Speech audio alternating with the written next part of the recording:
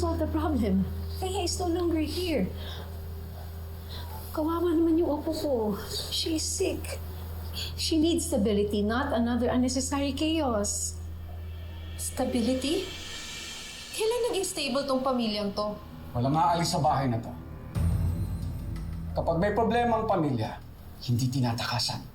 Inaayos sa loob. Lalo na ang mga problemang dinala siya sa amin. Inaayos sa loob o tinatago? Dad, hindi lang to unang beses na inayos nyo. Una niyong pinagtakpan yung pagtataksil ni Paolo. At yung tinago niyo na anak niya pala si Ashley. Marge, hindi lahat ng katotohanan ay kailangang ilabas agad. May pagkakataon na mas maraming masasaktan. Ginawa namin yon para protektahan kayo. Protektahan? O protektahan ang apelyido niyo? Jasmine, let's go. I'm sorry po. Baby, mas okay kung hindi muna tayo magkakasama.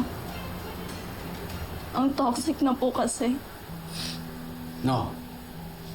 No! Hindi maghihiwa-hiwalay ang pamilyang to dahil lang sa drama. Marge, pumasok kayo sa loob. Now!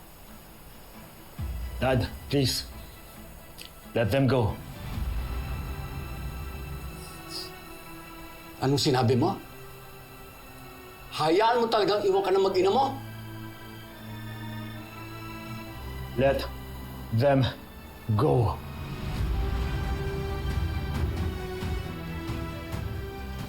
I'm still the head of this house.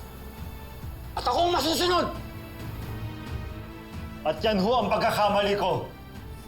Nakinig ako sa inyo. Sumunod ako sa inyo. At hinayaan ko masira ang pamilya ko.